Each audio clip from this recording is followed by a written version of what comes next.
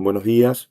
La experiencia que comparto se desarrolló en sexto año y surge en el marco de una secuencia integrada entre lectura y geografía.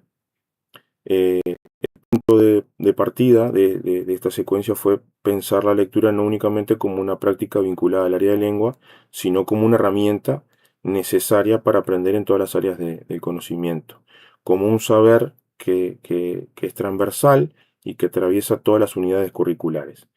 En este caso, no, la pregunta que surge es qué sucede cuando un estudiante necesita leer, interpretar información y luego utilizarla para resolver un problema de otra disciplina, en este caso concreto de la geografía. Entonces, que la lectura dejara de ser solamente un objeto de enseñanza para convertirse en una herramienta para aprender. Y a partir de acá surge una idea, eh, eh, surge una pregunta que termina de esbozar toda la idea de la propuesta, que es si es posible construir un recorrido cartográfico a partir de la información explícita e implícita presente en un relato.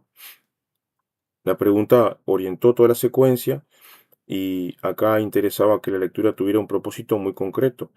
No se pretendía que los estudiantes respondieran preguntas después de leer, sino que plantear el desafío de que tuvieran que recuperar información del texto, reconocer pistas, establecer relaciones, hacer inferencias y luego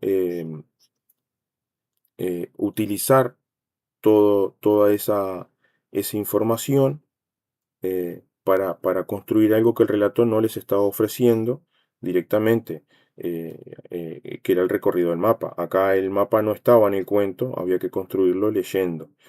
Em, el texto que se seleccionó para esta secuencia fue el Viejo Baza, de Ignacio Martínez, pero la pregunta trasciende al cuento y se puede aplicar a otros relatos en lo que existan recorridos, desplazamientos o alguna referencia espacial. Pero previo a poder plantear el desafío era necesario definir la concepción de lectura eh, sobre la que se iba a trabajar.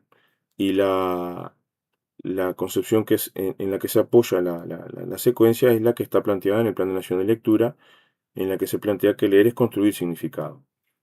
Eh, no reducir el término de leer a decodificar, ni tampoco localizar información que aparece de manera evidente en el texto, sino que construir el significado, y para poder hacerlo, el lector necesita relacionar la información que el texto le aporta con sus propios conocimientos sobre el mundo.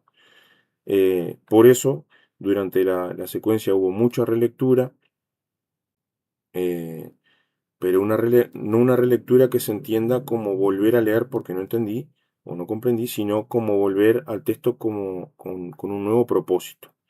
Eh, y acá se da eh,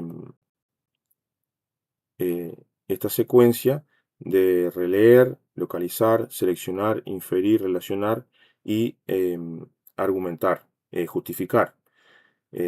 Fue el itinerario que atravesó toda la propuesta. No alcanzaba con encontrar la información, sino que había que aprender qué hacer con ella. Y para poder hacer esto no se le podía pedir que construyera un recorrido cartográfico si antes no disponía de las herramientas que necesitaba para poder leer un mapa. Es por esto que la llegada del cuento no fue el punto de partida de la secuencia, sino que fue necesario antes construir una serie de conocimientos geográficos que pudieran ellos poner en juego durante la lectura. Entonces, podemos dividir en cuatro momentos, en el que el primero fue aprender a mirar y leer los mapas y conocer las diferentes representaciones del territorio. Luego comprender que todo mapa es una representación y que por tanto implica decisiones. Y acá estuvimos trabajando con proyecciones como la de Mercator y Peter. Estuvimos también trabajando y problematizando las distorsiones cuando analizamos el sitio de TrueSize. Luego nos apropiamos del lenguaje cartográfico trabajando con orientación, coordenadas, símbolos, referencias, escalas. Y luego, por último, llegamos al punto al cuarto momento del texto al mapa. Eh, Esto fue importante porque cuando los estudiantes comenzaron a buscar pistas en el cuento, ya disponían de conocimientos que les permitían poder interpretarlas. Primero construimos las herramientas y después planteamos el problema. Eh, con esas herramientas disponibles, entonces se comenzó el trabajo más específico de la lectura. En esta etapa del cuento, entonces la lectura empieza a funcionar verdaderamente como una fuente de información. Los estudiantes releían fragmentos en pequeños grupos buscando nombres de lugares, mares, océanos, continentes, expresiones y que estuvieran relacionadas con el desplazamiento. Por ejemplo, expresiones como hacia el sur eh, parece muy simple, pero para poder utilizarla fue necesario activar conocimiento geográfico. Hacia el sur, ¿desde dónde? ¿Qué territorio se encontraría? ¿Qué masa de agua atravesaría el barco? Eh, y entonces comenzamos a diferenciar dos tipos de información, aquella que el texto nos está entregando directamente y aquella que necesitamos reconstruir. Este cuadro fue muy importante porque lo que hacía era obligar a hacer visible el razonamiento. Eh, Acá no se llega a apreciar bien, pero lugar, pista textual e inferencia era lo que organizaba este cuadro.